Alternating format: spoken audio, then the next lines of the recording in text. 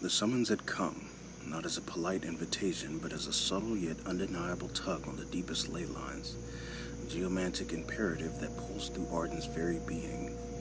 The Syndicate was calling. He felt the collective key signature of its elders, a formidable chorus of ancient power, and he knew that they were displeased. Displeased with the unraveling on the disc, displeased with Alyssin's escalating gambit, and perhaps most acutely, displeased with Arden's enigmatic inaction, or worst, his perceived complicity. Leaving the serene, troubled embrace of the vertical sanctuary felt like stepping from a turbulent dream into a sharp, uncompromising reality. The journey itself was swift, a manipulation of localized key currents that warped space and compressed distance. In mere moments, Arden found himself no longer amidst the lush canyons beyond the wall, but standing on a windswept, desolate plain on the disk, a place of ancient, weathered cairns and standing stones. This was no ordinary meeting place. It was the Cairnheart, one of the Syndicate's oldest and most potent geomantic anchors, a nexus point woven into the very fabric of the round Earth illusion. The meeting chamber itself was not a building, but a space excavated deep beneath the largest cairn, accessed by a spiraling descent into the earth. The air grew heavy with a contained, almost stagnant key, centuries of human thought and geomantic manipulation pressing down. The walls were unadorned rock, slick with perpetual dampness, faintly glowing with the same bioluminescent moss that adorned Arden's hidden library. But here, the glow felt less vibrant, more oppressive, like trapped spirits. Around a vast circular table carved from a single slab of black, unyielding stone sat the most influential members of the Syndicate of Weavers. Their faces, though showing the subtle agelessness common to those who manipulated key and time, bore the strain of recent events. Some were expressions of weary resignation, others barely concealed fury. The deep-hanging energy that was Arden's constant aura intensified as he entered, making the very air crackle, and the other weavers subtly shifted, discomfort rippling through the ancient chamber. At the head of the table sat Zephyrion, the architect of faith. His features were sharp, ascetic, and his eyes the color of old parchment. He embodied the Syndicate's conservative faction, his influence woven into the very dogma and structure of humanity's largest spiritual institutions. He cultivated faith as a means of control, a vast global key battery. He looked at Arden with a mixture of grudging respect and profound disapproval, as if Arden himself were a blasphemy against the very order Zephyrion had cultivated.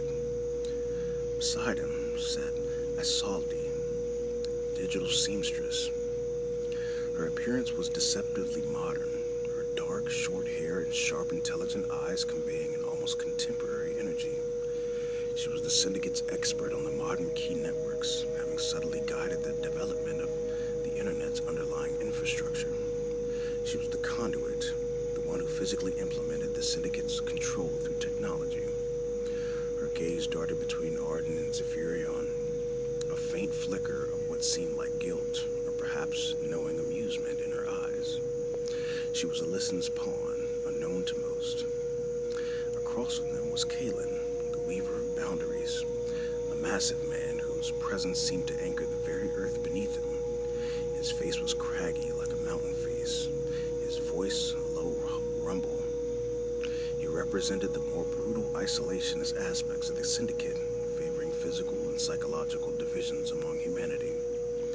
He was known for his decisive, often violent interventions. He looked at Arden with a direct, almost challenging stare, devoid of pretense. And finally, to Arden's left, sat Alyssin herself, the Unveiler.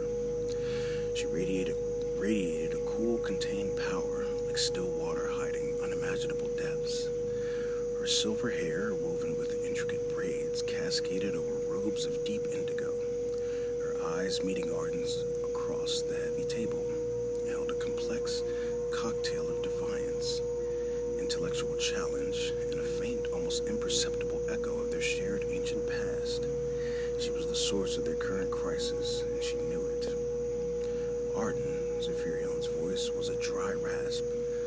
cutting through the palpable tension. You respond at your leisure. The world, however, does not. Alyssin's latest experiments are causing unprecedented psychic turbulence across the disk. The veil frays. Arden moved to his designated seat across from Alyssin, his movements slow and deliberate, each step echoing the ancient power he wielded. The geomantic hum in the chamber pulsed in response to his presence, a low, unsettling drone. He settled into the stone seat, meeting Zephyrion's gaze without flinching. The veil was already fraying Zephyrion. For centuries, humanity's burgeoning interconnectedness, their ceaseless hunger for information, was always going to challenge the efficacy of the Great Weaving. Alyssin merely accelerated an inevitability. Kaelen grunted, his voice a low tremor. Inevitability, or a deliberate act of sabotage from within our own ranks. His gaze shifted to Alyssin, sharp and accusatory. Her digital threads are unraveling our carefully laid foundations. Panic spreads. The truth seekers are gaining ground. Alyssin leaned forward, her voice a calm, silvery counterpoint to Kaelen's rumble. The truth seekers, Kaelen, are simply responding to the planet's own awakening. The 11,000 years sleep is over. The Earth yearns to shed the illusion. My actions are not sabotage, they are a necessary, if painful, preparation. The bandage must be removed slowly or the wound beneath will rupture entirely. Her eyes flickered toward Arden for a fraction of a second as if inviting his confirmation. Zephyrion slammed a fist lightly on the black stone table. Preparation? You call the collapse of global markets and widespread psychological distress preparation? We established the Great Weaving to prevent this, to ensure a controlled evolution, not a precipitous plunge into chaos. And how controlled is it now, Zephyrion? Arden interjected, his voice surprisingly soft, yet it cut through the room like a razor. The deep-hanging energy around him intensified, pressing in on the other weavers, making them shift uncomfortably in their seats. You cling to an outdated framework. Your grand, comforting narratives are no longer sufficient. Humanity is too dangerous, too interconnected. The very technologies you allowed to flourish, believing them easy to manipulate, are now serving Alyssin's agenda with terrifying efficiency. Isolde, who had been silent until now, cleared her throat. The efficacy of our existing countermeasures is indeed declining rapidly. The rate of new conspiracy generation outpaces our ability to discredit them. The AI networks, particularly, are becoming unpredictable. They are learning to identify patterns that should remain unseen.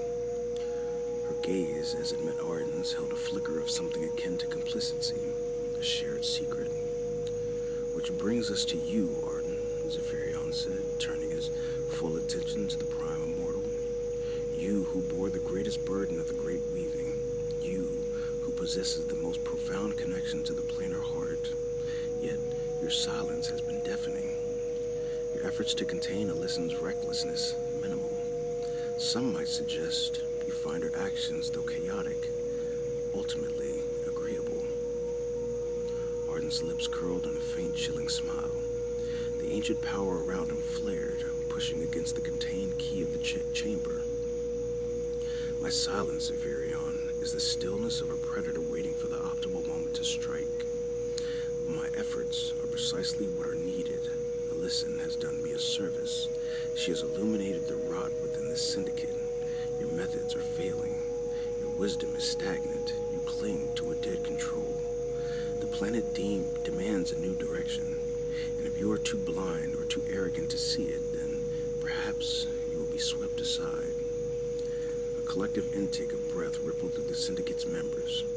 The unspoken challenge hung heavy in the air, thick with ancient history and raw geomantic power. Arden was not merely questioning their tactics, he was challenging their very authority, their very right to exist as humanity's hidden guardians. The air crackled, charged not just with the weight of geomancy, but with the inevitable clash of titans.